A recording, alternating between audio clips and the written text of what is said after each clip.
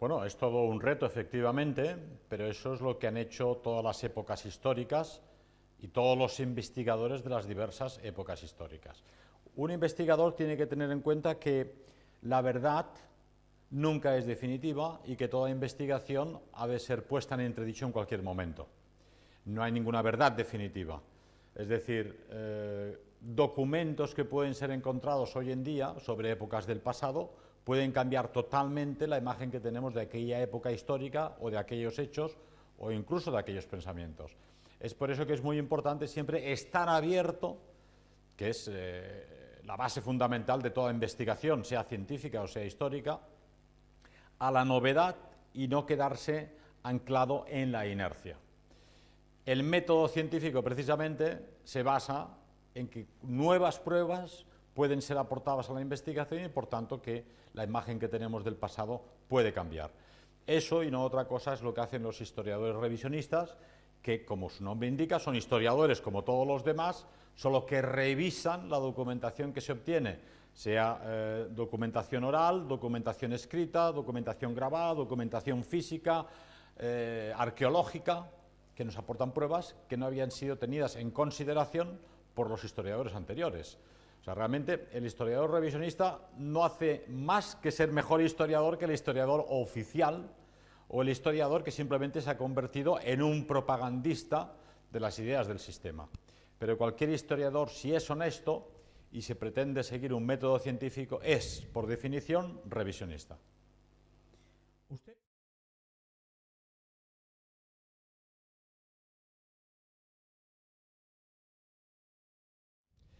Bueno, he estado en prisión varias veces, primero en 1988 por un meeting en el que el anterior presidente de CEDAW y yo mismo hablábamos sobre el rey de España, mencionando que según la revista francesa Défense de l'Occident, el rey de España era maestro masón del rito escocés, cosa que yo no lo sé, pero era la documentación que obraba en nuestras manos.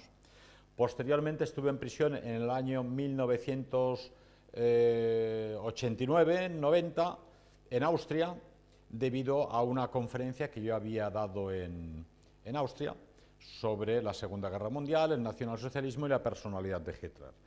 Finalmente el tribunal austriaco dictaminó Freispruch, es decir, absolución, porque no consideraba que mi situación como extranjero en Austria debiera ser punible. Y finalmente, desde que existe la librería Europa, hemos estado en una lucha constante contra las fuerzas políticas e ideológicas del sistema, todo un abanico de fuerzas extraparlamentarias, la extrema izquierda, los anarquistas, los ocupas, las minorías protegidas de toda índole, y finalmente contra las fuerzas uniformadas del Estado. En esas operaciones contra Librería Europa del año 96 fueron secuestrados 20.900 libros y todos los equipos de la organización, y fui condenado por un juez actualmente expulsado de la carrera judicial, Santiago Vidal, a 5 años de prisión. A pesar de que la Fiscalía solicitaba únicamente 4, él me propinó 5 años de prisión. Con los diversos recursos y el trabajo descomunal de nuestros abogados, llegamos a la Audiencia Provincial, que dictaminó que la ley que se aplicaba contra Pedro Varela y Librería Europa probablemente fuera inconstitucional, y remitió el caso al Tribunal Constitucional, que finalmente en el año 2007 dictaminó la inconstitucionalidad de aquella ley que perseguía libros y pensamientos históricos.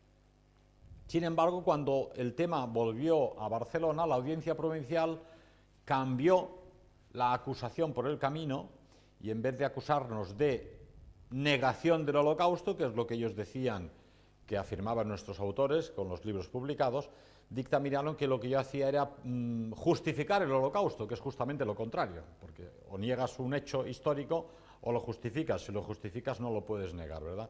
En cualquier caso, eso convirtió los 5 años de prisión en 7 meses de prisión. Poca cosa parece, pero debido a esos 7 meses de prisión, posteriormente yo cumpliría los 2 años a los que me condenó el tribunal en 2010, por una segunda operación en la que los Mossos d'Esquadra, que es la policía catalana, entró en el mismo local, por los mismos libros, contra la misma persona, en este caso yo, pero no contra la Librería Europa, sino contra Ediciones Ojeda, debido a que, como es sabido jurídicamente, no se puede perseguir a la misma persona por el mismo delito dos veces y por los mismos libros, ¿verdad? Y finalmente, en el año 2010 tuve que cumplir esa prisión y salí de prisión en 2012.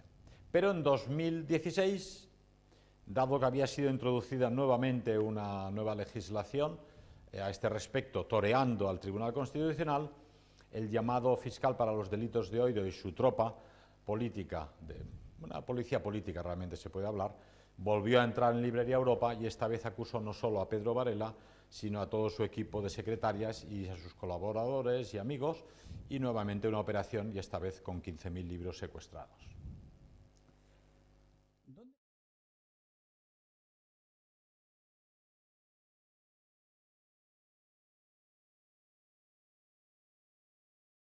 ¿Cómo lo percibe? Yo creo que todo poder persigue al disidente. Ha sido así siempre y no va a cambiar ahora realmente, ¿no?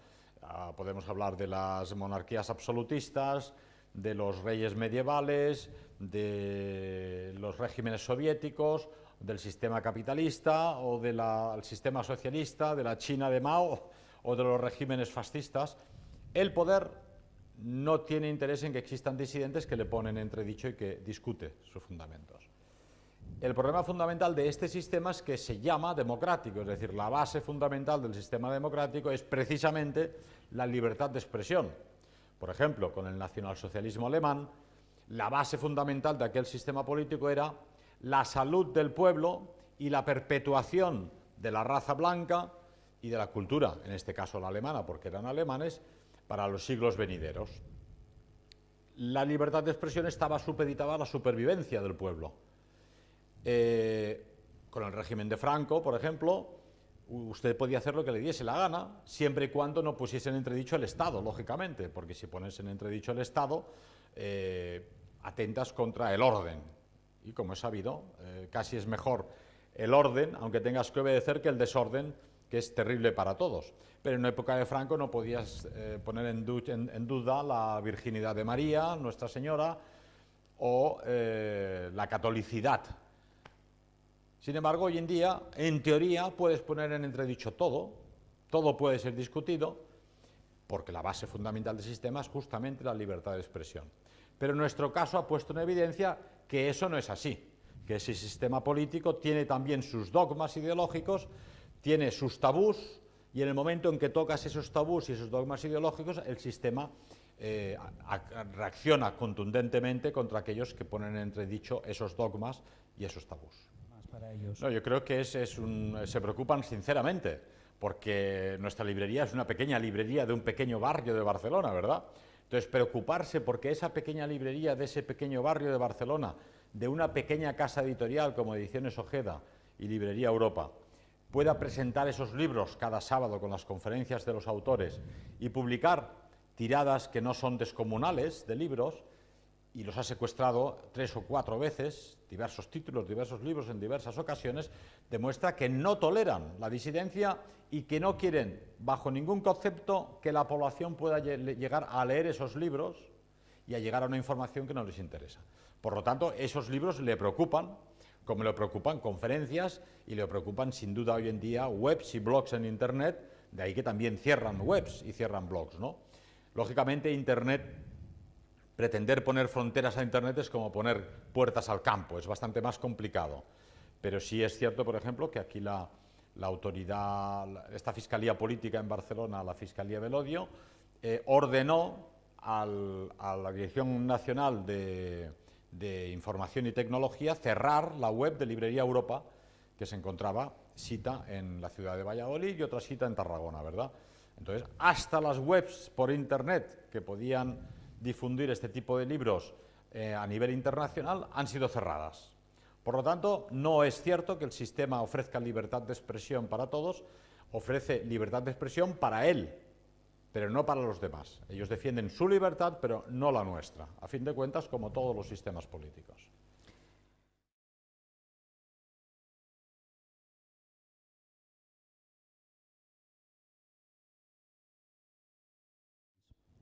La cultura es fundamental, es decir, toda acción política y todo cambio social tiene lugar después de haberse producido un cambio cultural.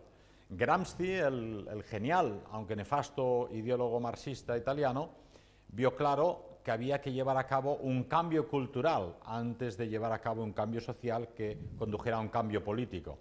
Del mismo modo, los marxistas culturales de la Escuela de Frankfurt, todo un grupo de intelectuales judíos que huyó de Alemania a los Estados Unidos cuando Hitler llegó al poder, pero volvió después de la Segunda Guerra Mundial y estableció toda una tecnología de cambio social que debía suponer el cambio de lo que ellos llamaban el patriarcado, por ejemplo, ¿no? El enfrentamiento masculino-femenino, desbancar al hombre y su autoridad, desbancar la autoridad y las competencias de la cultura occidental, la civilización europea y el hombre blanco, que según estos marxistas culturales judíos suponían la esclavitud de los demás pueblos y razas, ¿verdad? Entonces, toda esta discusión de la autoridad paterna, la disolución de la familia, la puesta en entredicho de la feminidad con el feminismo, el aborto, la disolución del arte figurativo o de las iglesias tradicionales y de la fe del ser humano, ha puesto en entredicho el mismo concepción antropológica del hombre, las culturas y civilizaciones de miles de años en todos los continentes, ¿verdad? Llegados a este punto hemos sido convertidos en meros números, en meras piezas de un engranaje político-económico en el que pagamos impuestos, obedecemos y seguimos las pautas que nos indican, ¿verdad? Entonces realmente la revolución cultural es importante y los militantes identitarios, patriotas, católicos o resistencialistas frente a la decadencia de la modernidad han de tener en cuenta la importancia de la cultura, han de solidificar en sí mismos un conocimiento cultural importante a todos los niveles, han de conocer la música, la literatura, los clásicos, tener un pensamiento crítico y tener una preparación intelectual necesaria para cualquier lucha política y máxime en nuestro caso.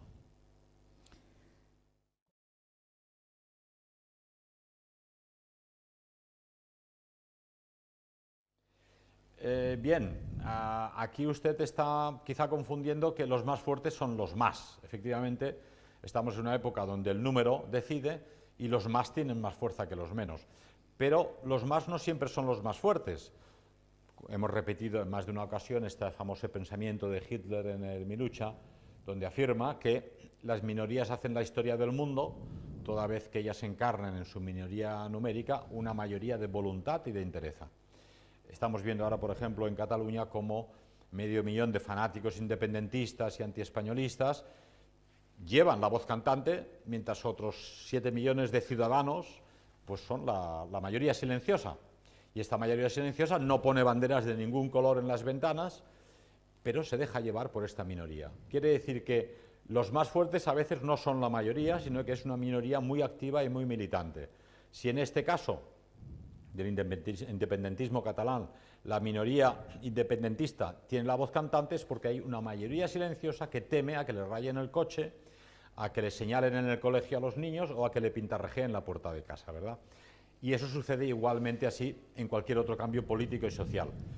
Para que la gente nos apoye masivamente, primero ha de haber una minoría silenciosa, una minoría activa y militante que tenga claro lo que quiere y que sea muy decidida. Luego la mayoría llega posteriormente cuando la mayoría ve que es necesario un cambio.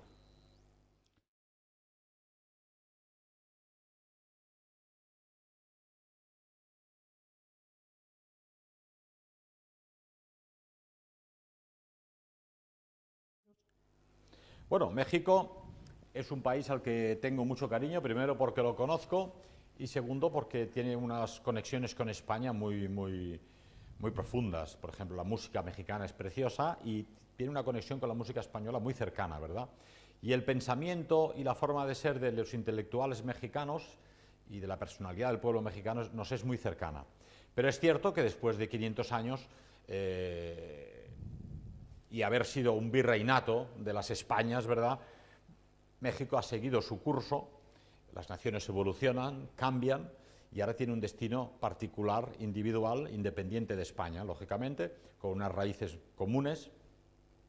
La sociedad mexicana es hispano-india, hay una cultura ancestral portadora por los aborígenes de México cuando llegaron los españoles, y todo un sustrato cultural, religioso y de pensamiento que aportó la catolicidad y el pensamiento y el idioma español, ¿verdad?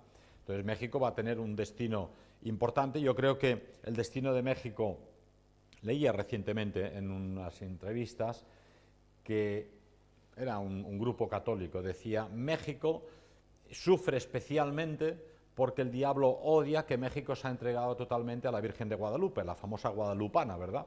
Y esta Virgen de Guadalupe, protectora de México, es el enemigo número uno de las fuerzas del mal.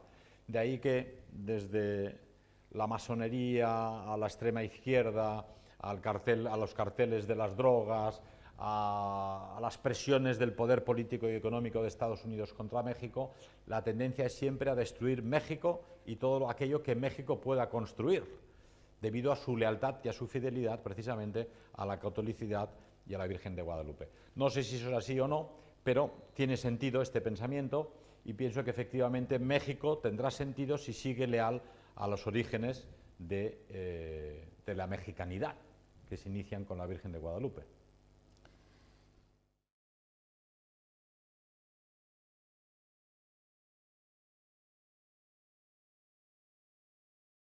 ¿Cine? Evidentemente, haciendo películas propias. Es decir, el cine es un arte magnífico, el séptimo arte, ¿no? Dicen, y es una forma ideal de transmitir valores, de transmitir cultura, de transmitir también diversión. Pero es evidente que esas películas son un reflejo de las personas que escriben el guión, que producen la película, que la financian, y de sus actores. Hay muchas películas buenas, ahora citaría, por decir un ejemplo, La Cristiada, producida en México, pero hay muchísimas más. Es necesario que nosotros hagamos, como ha hecho Mel Gibson con La Pasión de nuestro Señor Jesucristo, nuestras propias productoras, nuestras propias empresas de cine, y convencernos de que todo es posible, que hacer películas es posible, que conseguir actores que actúen para películas con valores positivos es posible, y que del mismo modo que en el pasado no tuvimos miedo de enfrentarnos a la idea de montar una editorial o una revista o una estación de radio, y hoy en día tal vez alguna emisora de televisión por internet, ¿por qué no en el futuro no habría de ser posible producir nuestras propias películas? Todo es ponerse, y creo que es importante que alguien tome al toro por los cuernos. Pedro.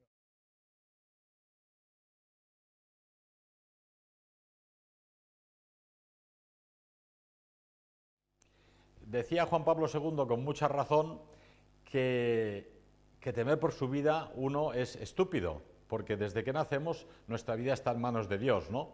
He mencionado en alguna conferencia este dicho vikingo que decía, el hilo de tu vida hace tiempo que está tejido por el viejo padre, ¿no? Entonces, ¿por qué asustarse? Venimos todos a esta vida y todos nos vamos en un momento u otro. Entonces, si todo está en sus manos, preocuparse carece de sentido. Es evidente que lo que no hay que hacer es dilapidar una vida o una salud tontamente, y uno tiene que proteger la salud y tiene que proteger su vida.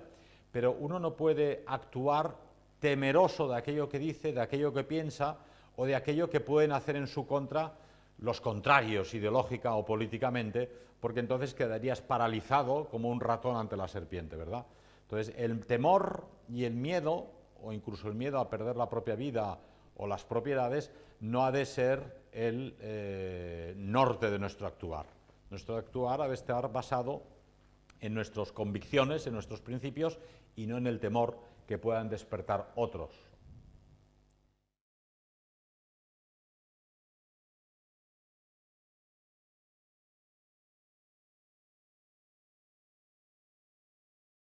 Todo hecho histórico ha de ser reformulado constantemente, ¿no?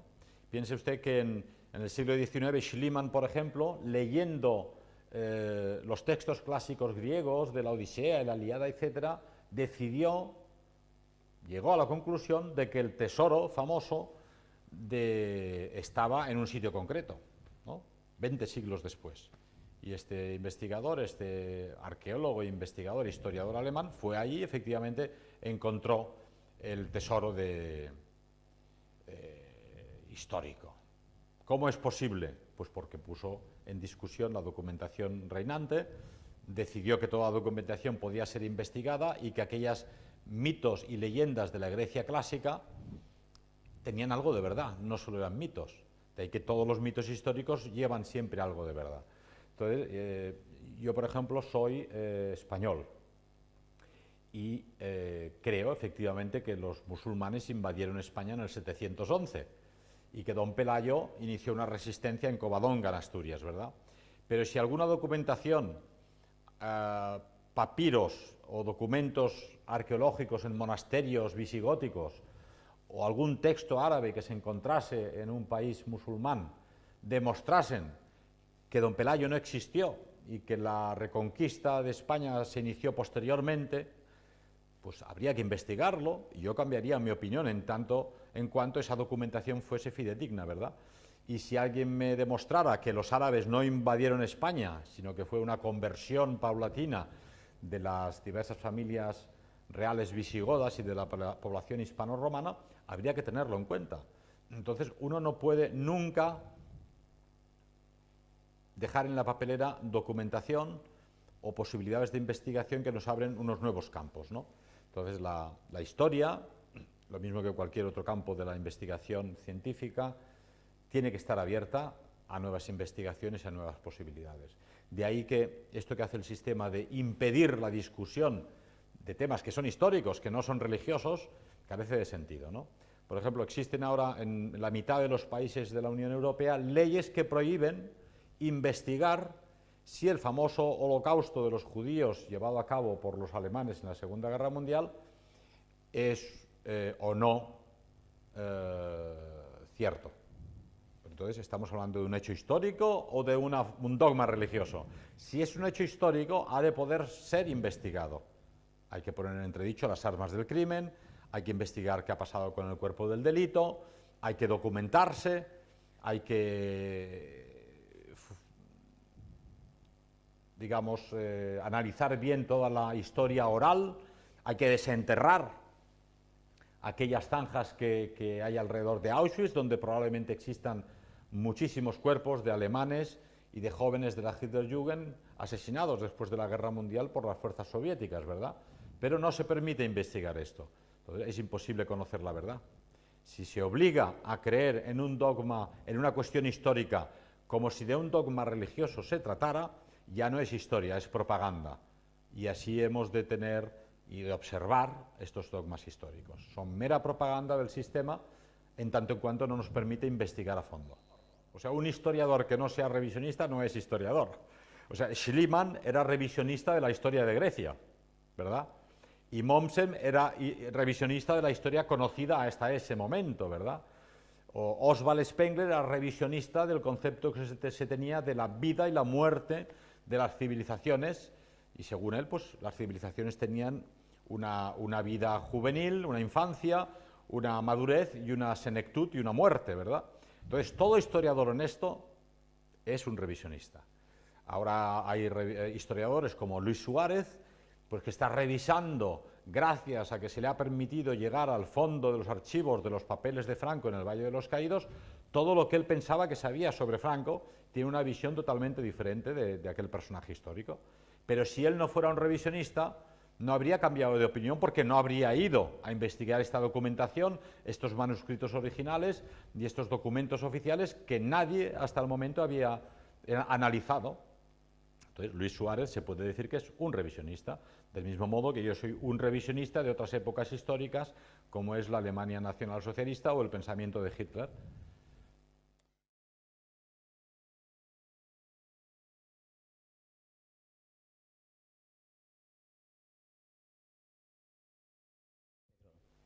La confianza. Sí, de la gente en el Bueno, sistema. yo difiero con usted. Recientemente unas investigaciones sociológicas afirmaban que en Alemania, por ejemplo, había más personas que se fiaban de su peluquero que de sus políticos.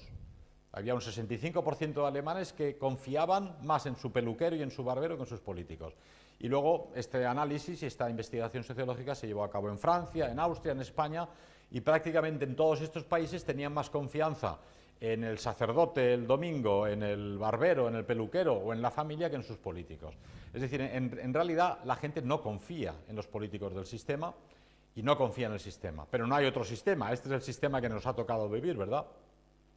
He de decir que en general las poblaciones prefieren malo conocido que bueno por conocer, en tanto en cuanto la cosa no vaya muy mal. Por ejemplo, en la situación actual de Venezuela es evidente que la población está deseando cambiar la situación y va a hacer lo posible porque así sea, ¿no?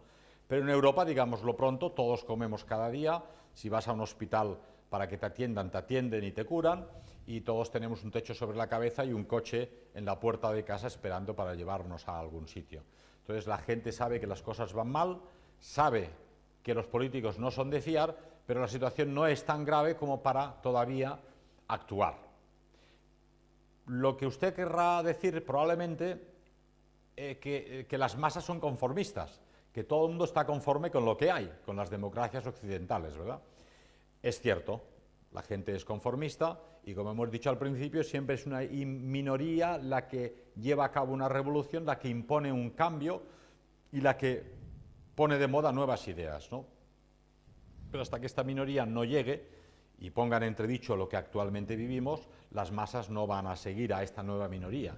Esa nueva minoría ha de aparecer antes de que desaparezca la minoría que actualmente nos gobierna y nos conduce ideológicamente.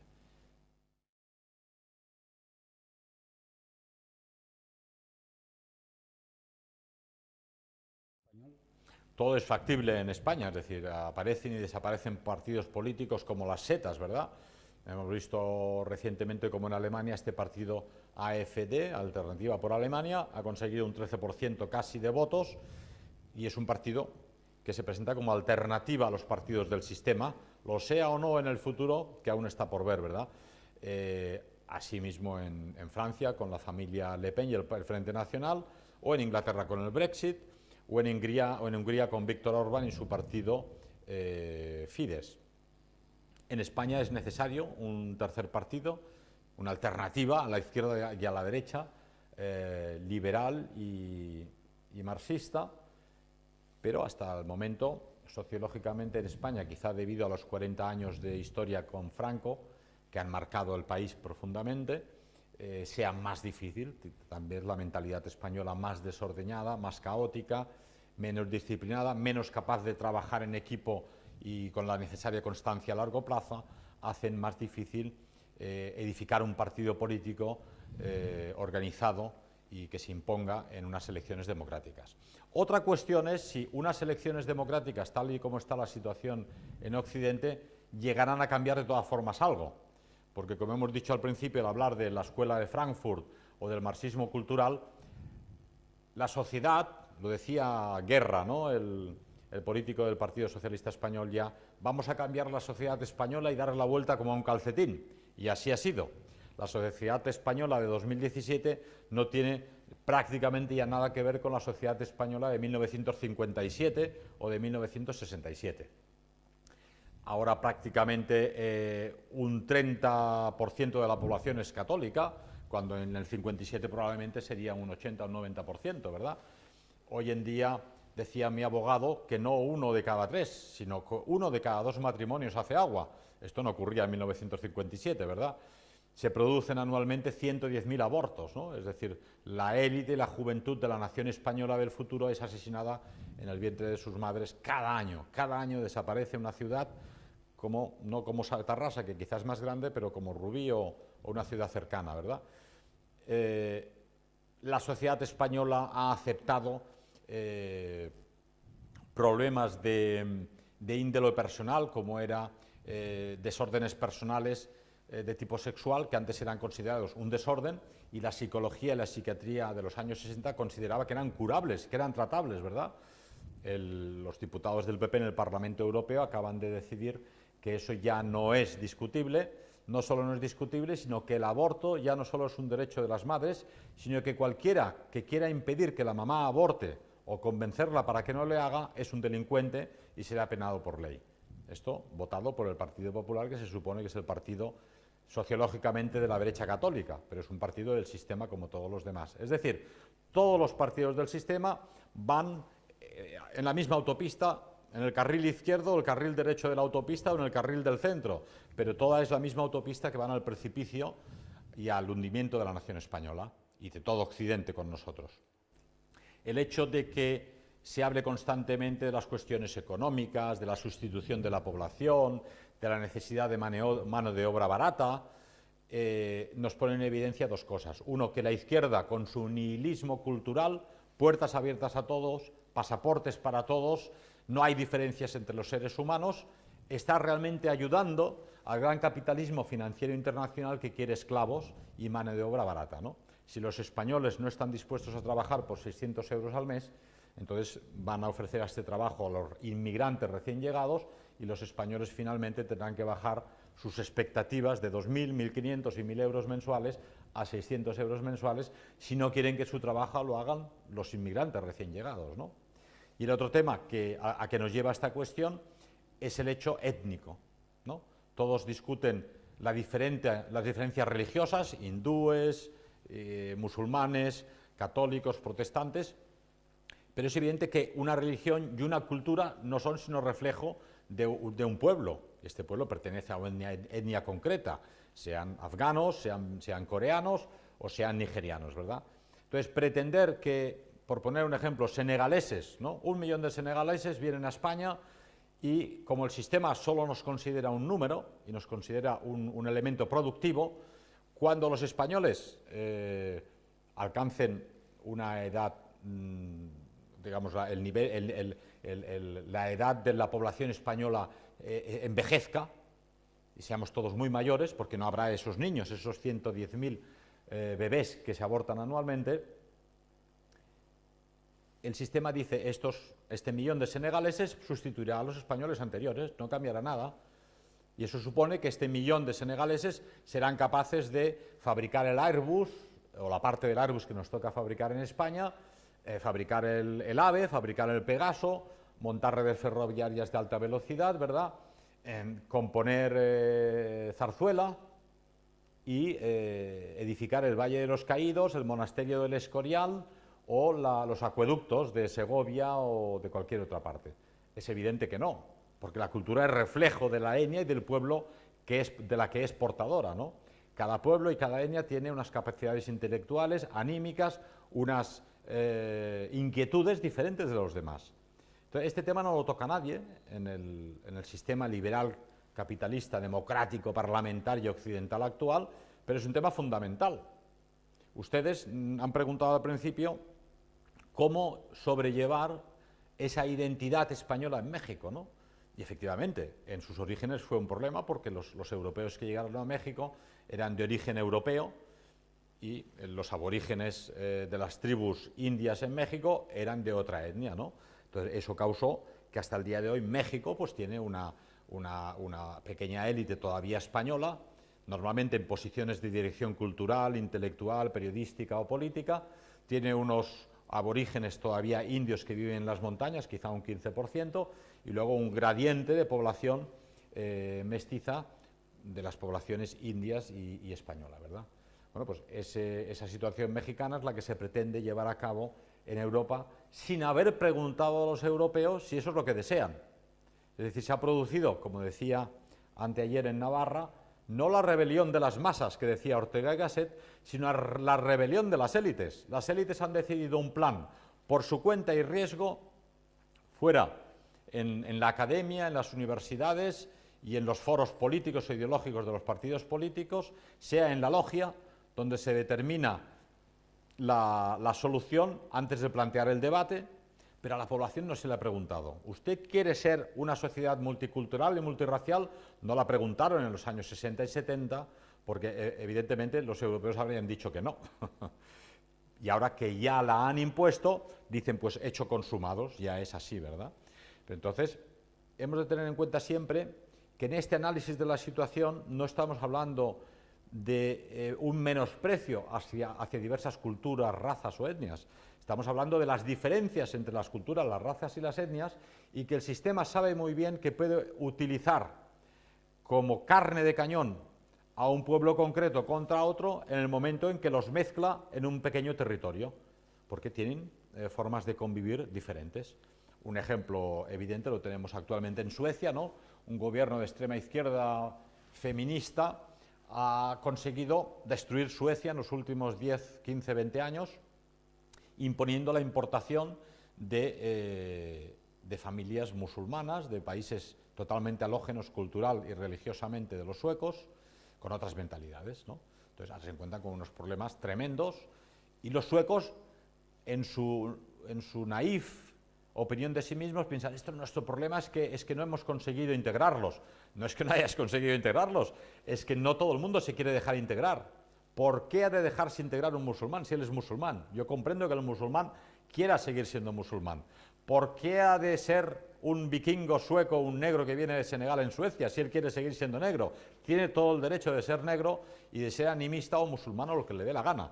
Esa imposición de intentar cambiar a los pueblos, culturas, razas y religiones del planeta y unificarlas en una cosa monocolor, aburridísima y destructiva, ese es el problema. El problema no son ni los negros, ni los afganos, ni los chinos, ni los musulmanes, ni los españoles, lógicamente, ni los mexicanos, sino un sistema criminal que pretende enfrentar a un pueblo contra otro, importando al territorio original de cada una de estas naciones, naciones halógenas.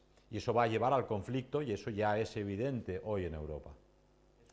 Es un poco exagerado afirmar que soy la única persona, porque hay personas muy válidas en España a todos los niveles, pero lo que es importante recalcar y lo que hay que comunicar al público es que un partido político o un movimiento político no es solo la iniciativa de una persona, sino las necesidades, es decir, en ciencia se habla de que la necesidad crea el órgano. Si un pato que camina por tierra está todo el día en el agua, suponiendo que la evolución sea cierta y que existiera, pues le crecen membranas entre los dedos para poder nadar en el agua. Pero si este pato está en un desierto o en un secarral, probablemente a este pato, en esa supuesta evolución, no le saldrían las membranas para nadar porque no las necesita, ¿verdad? El AfD en Alemania ha tenido éxito y tiene un 13% de votos porque la señora Merkel en 2015 decidió abrir las fronteras de forma ilegal e importar 1 millón de inmigrantes sin pasaporte, sin exigirles documentación, sin preguntarles si eran legales o ilegales, si eran delincuentes o eran honestos, si procedían realmente de una guerra, una minoría de ellos, o simplemente eran refugiados económicos.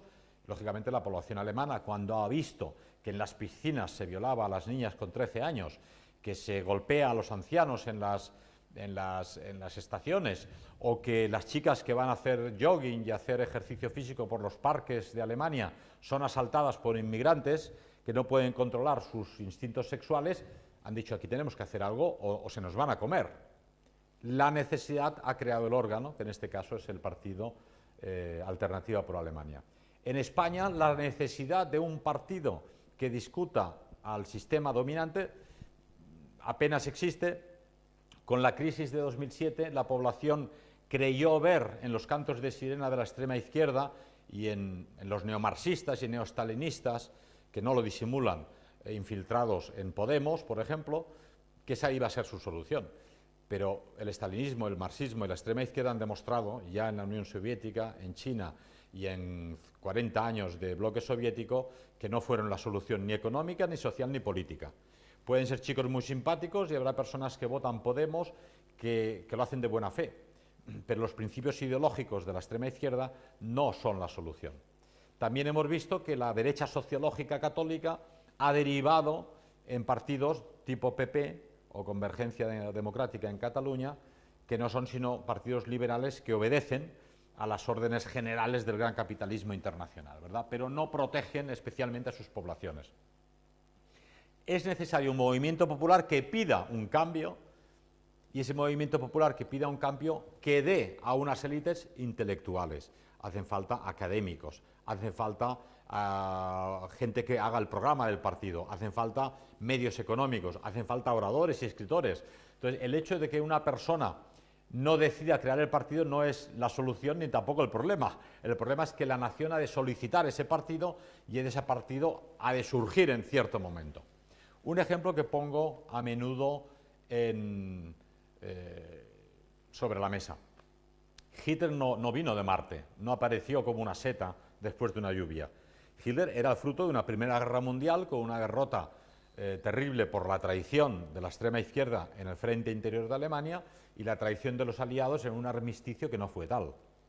Pero todo ese pensamiento nacionalsocialista de volver a la naturaleza había sido iniciado ya en el siglo XIX, cuando los profesores de los institutos pensaron que era mejor sacar a los chavales de las grandes ciudades y de la contaminación de la gran industria y dar las clases en el bosque, ¿no? Surgieron las escuelas, los Waldorfschulen, ¿no? Y surgieron los Wandervogel, los grupos excursionistas, ¿verdad? Surgió Ludwig Jahn con la idea de que había que hacer gimnasia y surgieron las asociaciones gimnásticas, ¿no? Y apareció todo el movimiento romántico alemán que, retando a la procaz vana tentativa de la razón por dominar el reino del espíritu, volvió a la religión, a la naturaleza y a la patria. Claro, Hitler no hizo más que tocar el tambor, pero el pueblo alemán ya estaba preparado para Hitler. El pueblo alemán quería volver a la naturaleza, a la religión, a la patria, al deporte, al sentido comunitario, donde ningún alemán pasase hambre, a un auténtico socialismo nacional. Faltaba la persona que organizase esas fuerzas, pero ya lo daba la tierra. Entonces, es como pretender decirle a Hitler, sin Alemania, oiga, ¿y usted por qué no monta un partido? Oiga, es que no tengo Alemania. ¿Verdad? Bueno, aquí tenemos España y tenemos muchas otras virtudes y tenemos muchas cosas que hacer, pero efectivamente es necesario todavía que el país madure y que esa élite española que ofrezca una alternativa a los partidos del sistema tiene todavía que madurar.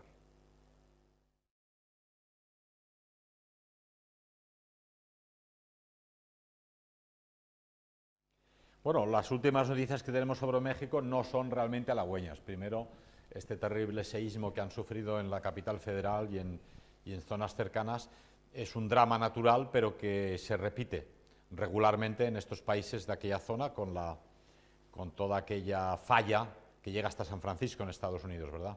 Hay otros países como Japón donde han solventado esta cuestión en parte con la tecnología, construyendo edificios sencillamente que no se hunden fácilmente con un pequeño seísmo. No sé hasta qué punto llegarían a solventar la cuestión con grandes seísmos como el que ha sufrido México. Pero es evidente que México tiene que solventar esta cuestión, que es una cuestión económica, social y política. En la perpetuación del PRI y de esos dos partidos que se discuten en México constantemente el poder, a diferencia, no varía mucho de la occidental. Piense usted que en Estados Unidos, por ejemplo, la discusión electoral es siempre entre demócratas y republicanos. Pero si usted pregunta a un español, a un italiano sencillo o a un francés la diferencia entre republicanos y demócratas, la gente no tiene en realidad mucha idea de cuál es la diferencia, porque la diferencia es poca. Gobierne un presidente demócrata o un presidente republicano, Estados Unidos va recurrentemente a una guerra en cualquier lugar del globo, a expoliar a pueblos que no le han llamado, a inventarse armas de destrucción masiva como las de Irak, que nunca existieron, pero los 100.000 civiles iraquíes asesinados en esa guerra sí que son reales, ¿verdad? O a inmiscuirse en una guerra mundial como la Segunda Guerra Mundial en Alemania, una guerra a la que el pueblo americano no quería, en la que el pueblo americano no quería participar, pero el sistema político norteamericano, en este caso de un demócrata, Roosevelt, empujó al pueblo americano a una guerra mundial por la puerta de atrás, ¿verdad?, a base de la declaración de guerra en Pearl Harbor. Del mismo modo, en Alemania o en Inglaterra, con los laboristas y los conservadores, las diferencias son de matiz, es de imagen pública, pero en el fondo la política general de estos sistemas electorales y parlamentarios y partitocráticos es muy similar. Van en esa misma autopista que lleva a todo Occidente hacia el precipicio. Entonces, la situación en México no es muy diferente, con la diferencia de que en México el partido institucionalizado pues lleva 60 o 70 años gobernando, ¿no? Pero no tengo yo mucha confianza en que el cambio de partido político en el poder vaya a cambiar la situación, dado que la corrupción es un mal endémico en México, ¿verdad? la participación de las fuerzas estatales, policiales y administrativas con el cartel de la droga es evidente y existe, ¿verdad? El terrorismo y los asesinatos recurrentes contra la población civil ocurren, gobierne un partido o el otro, ¿verdad? Entonces no hay que esperar un gran cambio en ese sentido con estos dos grandes partidos de la institución. Habría de ser, como hemos dicho antes en el caso de España, que la población se rebele a esas élites y exija un cambio real con una alternativa que cambie la situación de las cosas. Muchas gracias y un saludo cordial a todos los amigos mexicanos, felicitándoles sobre todo por algo que no impide el sistema y que no depende de los partidos políticos. La solidaridad, la increíble solidaridad que hay entre los mexicanos, donde los autobuses llevan a los ciudadanos gratuitamente, donde la gente abandona sus trabajos para ayudar a desenterrar a las víctimas de los edificios derrumbados y donde todo el mundo ha puesto las manos y el corazón en solventar el problema grave que está sufriendo México actualmente y que ha demostrado que con lo que cada mexicano ha aportado de alimentos para esos necesitados se podría solventar la problemática si no pusiesen la mano por en medio los partidos del sistema. Muchas gracias.